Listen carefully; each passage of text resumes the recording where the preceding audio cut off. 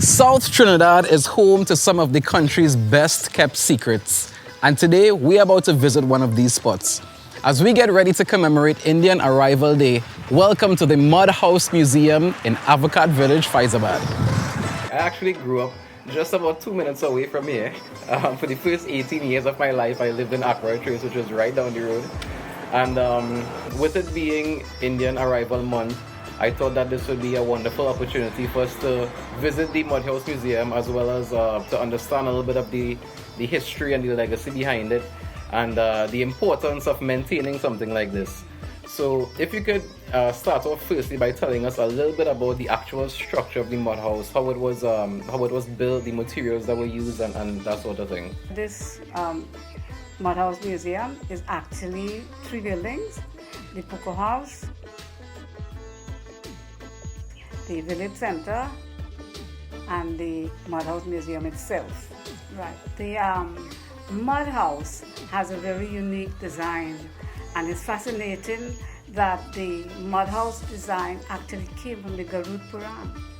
It is the layout of the Mud House. Now, it is a square building, 40 feet square.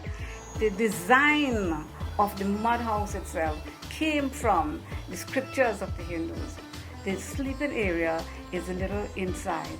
So that is actually the mud house. When the mud house was made, it was dirt, mud, and cow's dung that was put together and compacted into a thick wall, 22 inches thick. Now it is different from a tapia house, because a tapia house have a fibrous substructure, and a tapia wall is about 12 inches, and then you plaster on either side of it. This is not like that. This is mud and gobar, 22 inches, and it tapers to the very top of the building, and on which the beams rest, and then the roof is constructed over that. So it is unique, and I like to say the architecture of this building is different, very, very different to anything that has existed in the history of Trinidad and Tobago. Now, initially, the outer wall was a diwal, an earthen wall, but 50 years ago, it was falling apart. And since he wanted to keep the structure, he built a concrete wall to reinforce the inside. And when you go in there, you will see the roof. It's a double gable roof. And it is built, there's no air conditioning, but it's built on the ability to allow air to go up, hot air to rise, and cool air to rush it and keep it cool. And that double gable roof is what made it possible to sleep in the corridors and sleep on hammocks, and you didn't have to have fans and air conditioning. I am amazed because today is actually a very hot day outside, and when I walked into the setting in the middle there where the beds and stuff are, it almost felt like I walked into an air-conditioned room. It's very cool. So to know the architecture is so old, and this would have been done such a long time ago by people who weren't exposed to the level of technology that we have now, but yet they found these simple solutions to everyday problems. To me, that is absolutely amazing. Walking through the Mud House Museum, I've noticed that there are a lot of artifacts as well as exhibits along the way. Explain to me a little bit about what these artifacts are exactly, and what some of them would have been used for. Right. So you see, Mr. Meru, what we tried to recreate in that mud house was what the people owned. There is no imports in there. That there is owned by the family. So let's take the very first area as you walk through. There is the Ukri and the Musar. Now, Ukri and Musar is not specific to Indian population. It's present in all other population.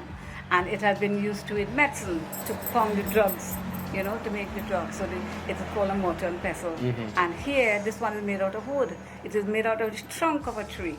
The Musar is the pestle, which you will take a branch of a tree and shape it to. Sometimes they put an iron head, so it gives it the pounding effect.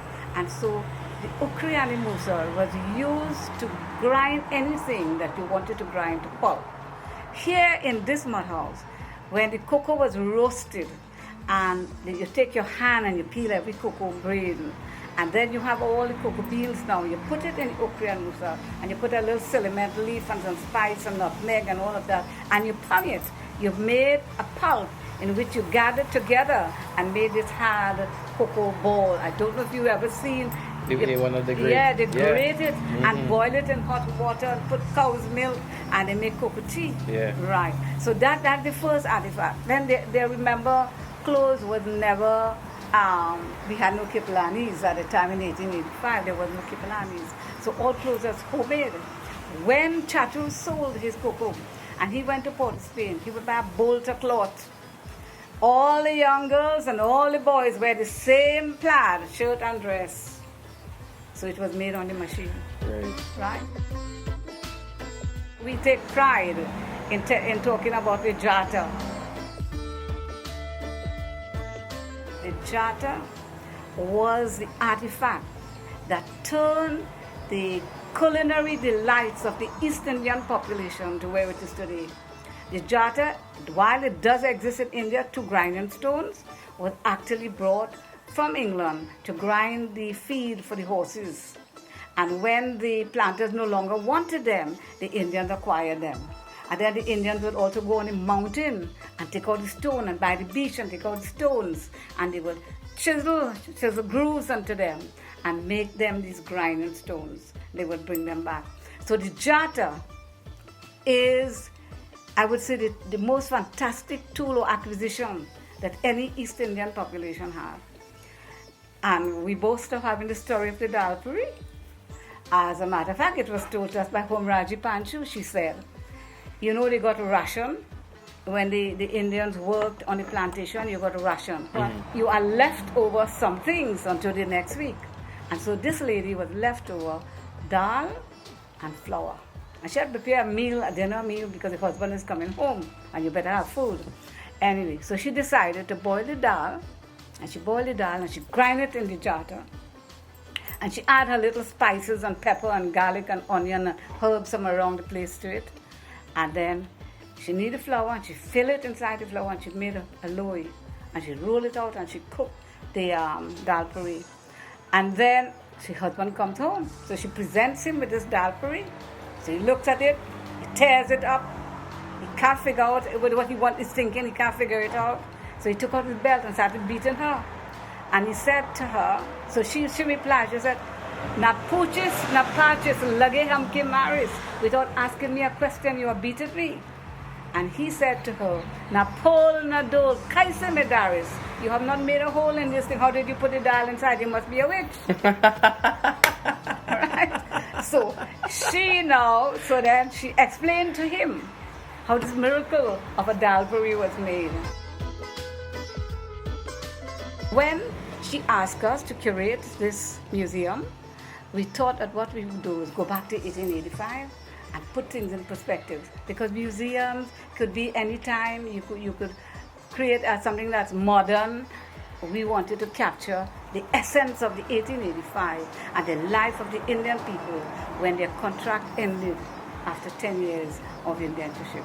And so that the children who come and see it now, and the adults who come and see it now, can visualize the simplicity of the life that they had. And there was no television and no radio and nothing. They play the harmonium, but that one is broken. They play the harmonium and they beat the drum and they sing all the songs that you're trying to sing now. And they sang all these songs and kept themselves engaged and happy. And this is their culture. If you could send out a message to persons who are looking on at this video who probably have not had the chance to visit the Mud House Museum, or for a lot of people who may not even know that such a structure still exists to this day, what would be that message? What would you want to say to Trinidad and Tobago and anybody else who might be looking on right now? Your life is poorer until you've been here.